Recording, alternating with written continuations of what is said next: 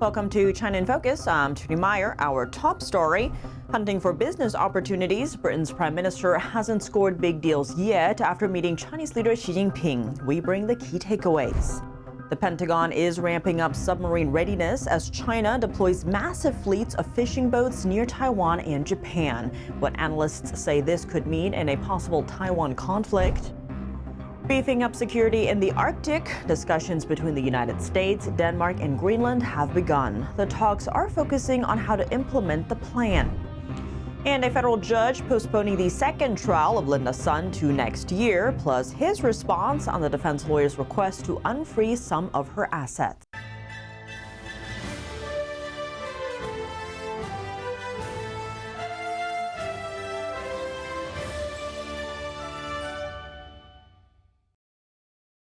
No major commercial deals for the British Prime Minister yet after meeting Chinese leader Xi Jinping. In a move that could help British businesses expand in China, Beijing has agreed to allow British citizens to travel visa-free for up to 30 days.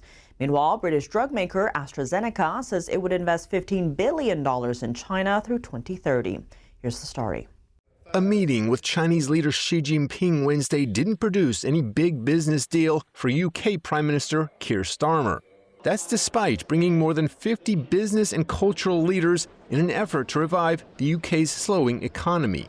China is a vital player on the global stage, and it's vital that we build a more sophisticated relationship. China has agreed to cut tariffs on British whiskey from 10% down to 5%. Both countries also agreed to share intelligence to stop smugglers from using Chinese-made engines to transport migrants across the English Channel.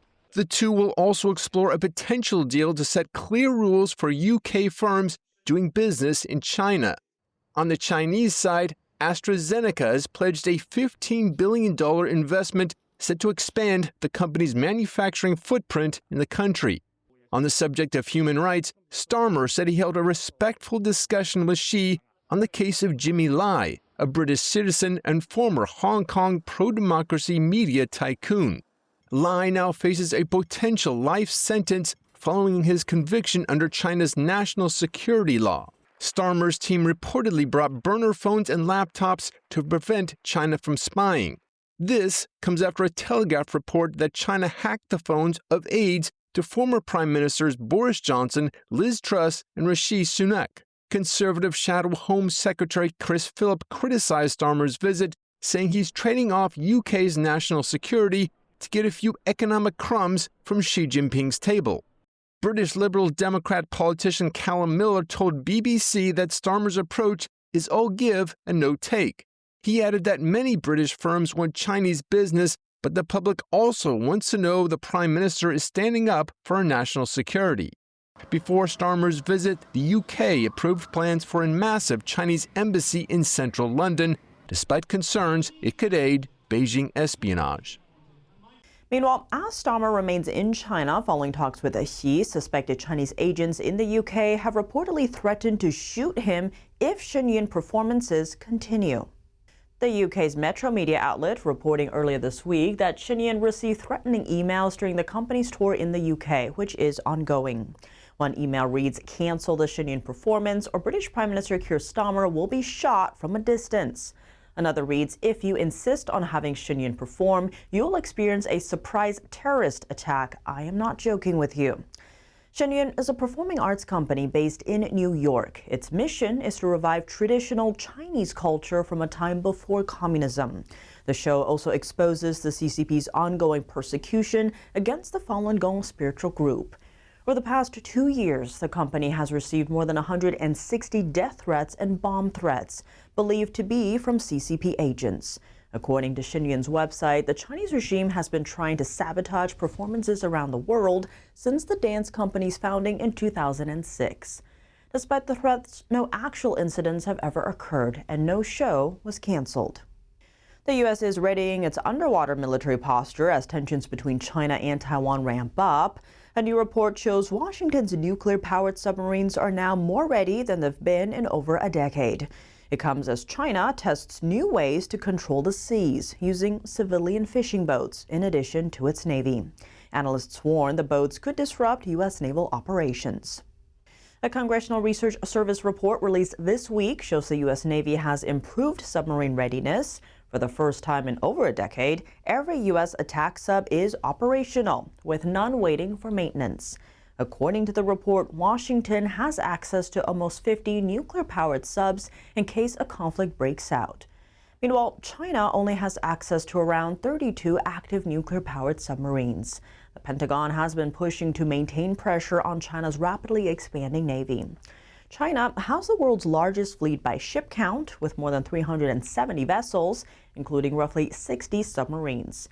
In response, the U.S. has deployed subs into the Pacific and ramped up production. It's aiming to build more than 2 submarines a year. At the same time, Beijing is experimenting with unusual tactics at sea. Earlier this month, over 1,000 Chinese fishing vessels formed a massive floating barrier more than 200 miles long in the East China Sea. Retired Marine Colonel Grant Newsham explains how these vessels could be used to disrupt U.S. naval operations if China attacks Taiwan. You might think a fishing boat versus a U.S. Navy destroyer isn't much of a match, but when there's a couple thousand fishing boats out there, it makes life more challenging. Plus, there's a real usefulness for anti-submarine warfare. It makes it harder for submarines to operate in the region when you've got a lot of Chinese fishing boats out, and particularly when the Chinese put certain sensors and other hardware on them. And this is very much an extension of the Chinese state, is what you're saying, and that's always been the case, but now we're finally catching on to it, although some people have been sounding the alarm for a long time. Analysts say the fishing vessels appeared coordinated, holding steady positions instead of moving like normal fishing boats. The move came just after Beijing conducted military drills around Taiwan, including simulated blockade operations. China has been using its fishing fleet and maritime militia to cause tensions in disputed waters like the South China Sea.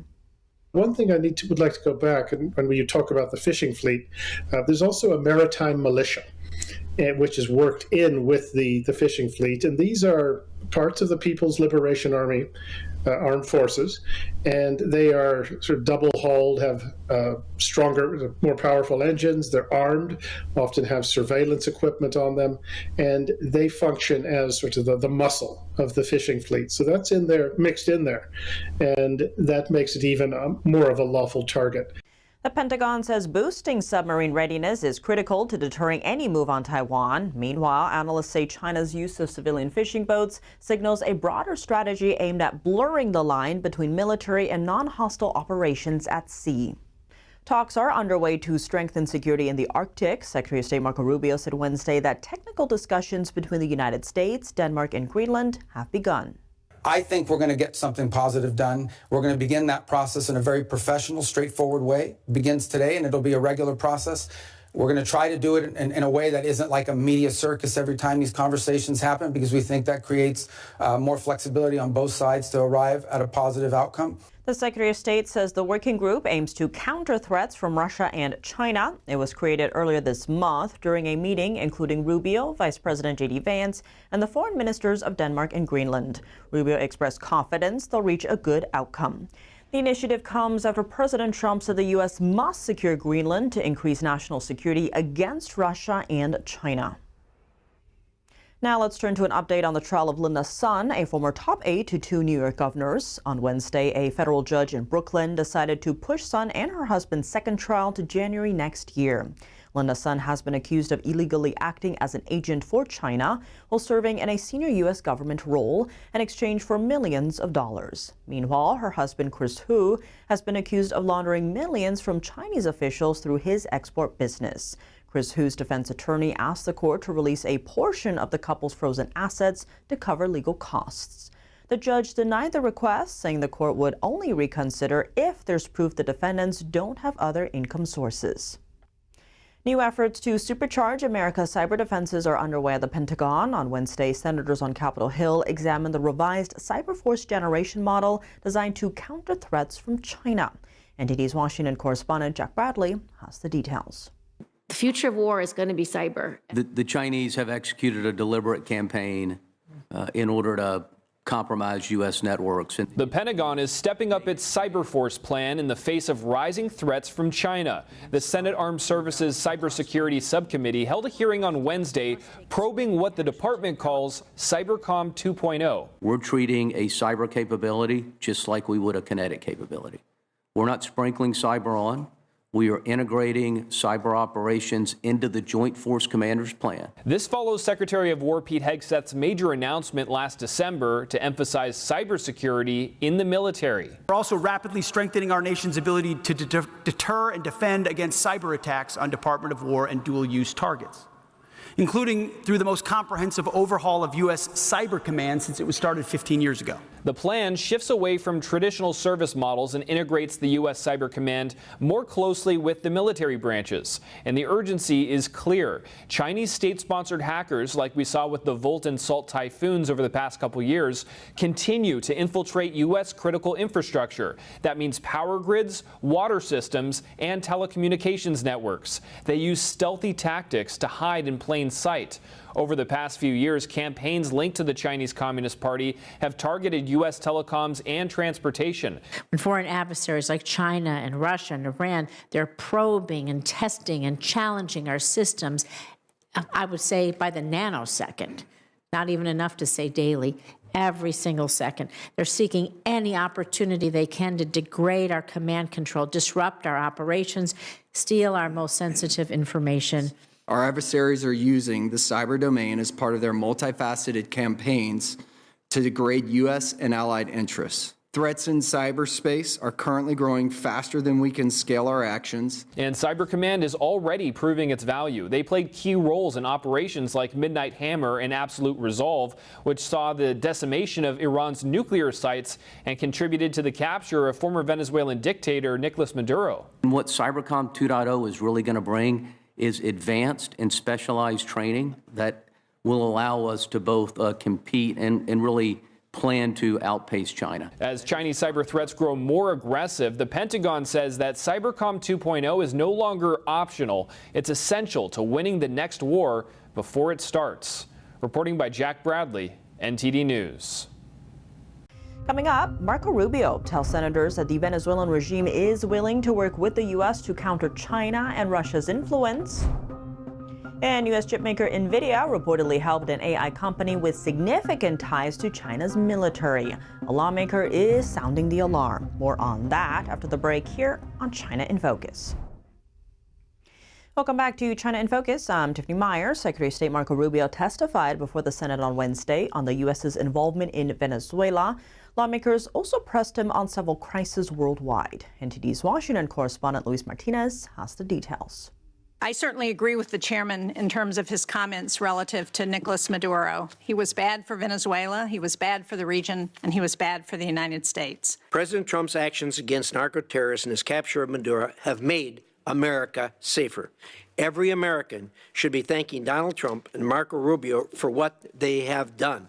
Democrat and Republican senators applauded the Trump administration's execution of Operation Absolute Resolve, which resulted in the capture of Nicolás Maduro in Venezuela. For the first time in 20 years, we are having serious conversations about eroding and eliminating the Iranian presence, the Chinese influence, the Russian presence as well.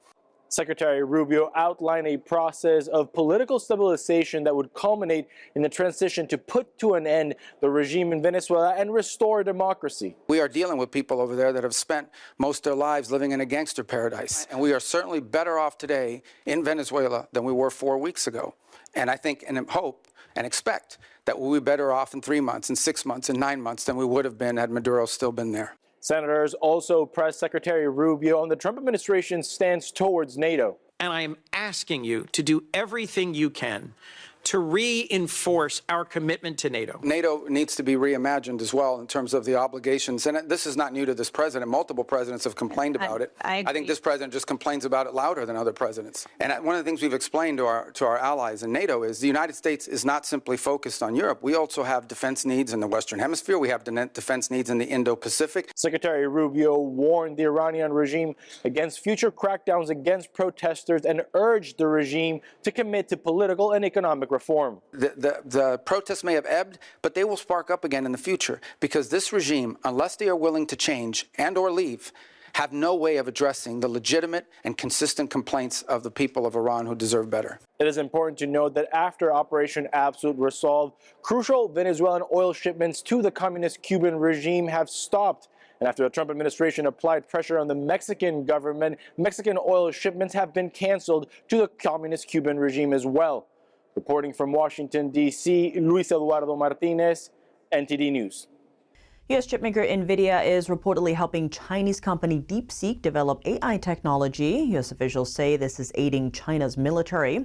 Representative John Moolenaar, who heads the House Select Committee on China, wrote a letter to Commerce Secretary Howard Lutnick on Wednesday. According to Reuters, who saw the letter, Nvidia gave DeepSeek a lot of technical support since 2024. At the time, the public wasn't aware the technology would aid China's military. But China has a history of stealing know-how from U.S.-owned companies doing business in China. DeepSeek became popular last year when it released a product that rivaled OpenAI's ChatGPT. The company claimed it was using far less computing power, sparking U.S. concerns that China could catch up in the AI race. Earlier this month, the Trump administration approved sales of Nvidia's more powerful H200 chips to China. They also imposed restrictions meant to block military use. But Moolenaar warned that even with limits, the chips could still end up supporting China's military. Earlier this month, Canadian Prime Minister Mark Carney went to Beijing, where he struck new economic cooperation deals with the regime. For more insight, NTD's Carrie Dunst was joined by Diana Furchtgott-Roth. She's the director at the Center for Energy, Climate and Environment at the Heritage Foundation. Take a look. Well, Prime Minister Carney agreed to export oil to China, which is a good thing. We want China to be dependent on Western oil. And he also agreed to take 49,000 EVs from China at a preferential rate of 6% instead of 100%.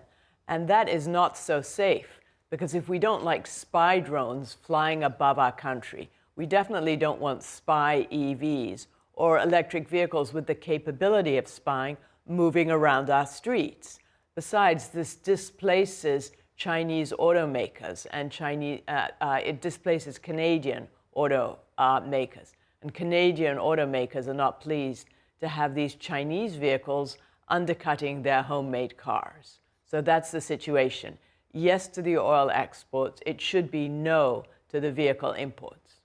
And I think some might say that it's hard to have your cake and eat it too. So was there a middle path that Carney potentially could have navigated to be able to get the exports of the oil, I believe, through a pipeline that then leaves Vancouver and then goes over to China? But what leverage might Carney have had to have then been able to protect his auto industry? China needs all the energy it can get. It's making the renewables that it's exporting all over the world. It's making these EVs. BYD, the main Chinese auto company, exported over 1 million vehicles. So China needs the energy. China needs Canadian oil. There was no reason for Prime Minister Carney to have to accept these Chinese exports of vehicles in return to the oil. He could have gone to President Xi and said, I'm going to sell you all the oil you want, without having to give in on the vehicles. And Trump at Davos was connecting economic and national security together. You're bringing up both points as it relates to the risks of bringing these EVs into Canada, both potentially hollowing out their own capacity to economically and sustainably continue to build cars once they get these cheap cars. And then you mentioned that there's this spying capability. How are Canadians reacting to this?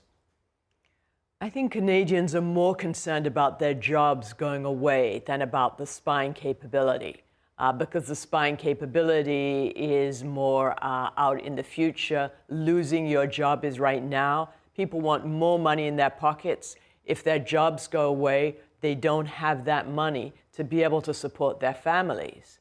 But in terms of all the discussions at Davos about net zero, about European countries slowing their economies by focusing on Chinese renewables, importing the EVs, importing the wind turbines, importing the solar panels, slowing their economy because this is more expensive. And in the meantime, coming to President Trump and saying, we want you to help us defend against Russia. We want help from you. So that doesn't make a whole lot of sense to President Trump. Yeah, that was one of Trump's zingers right at Davos, where he mentioned they're happy to sell those solar or these wind turbines for energy generation, but they don't actually use them themselves. What's happening there as it relates to energy policy? So I think China has put in place solar and wind, but as a share of total electricity generated and a share of total energy generated by these renewables, it's very small. They are getting most of their power out of their coal-fired power plants. They're building 2 a week. They have a lot of coal. They're using it. It doesn't make any sense for the West to say that we are reducing emissions, shipping our energy-intensive manufacturing off to China where it's made in a dirtier way, and then patting ourselves on the back saying we're moving towards net zero. It makes no sense. It strengthens China. It weakens Europe. And thank goodness that President Trump is moving away from renewables to using our own oil and natural gas right here under our feet in the United States. You explain it so eloquently why China is lobbying for these net zero policies, because their cars are actually a Trojan horse that they can subsidize. Appreciate you breaking it down. Diana Furstcott-Roth, so great to see you. Thank you. Great to be with you. That's all for today's China in Focus. I'm Tiffany Meyer. If you have any feedback on the show or have something you'd like to see us cover, send us an email at chinainfocus@ntd.com. We'd love to hear from you. Round-the-clock original news coverage, visit us at ntd.com or download our NTD app. Thanks for watching. See you tomorrow.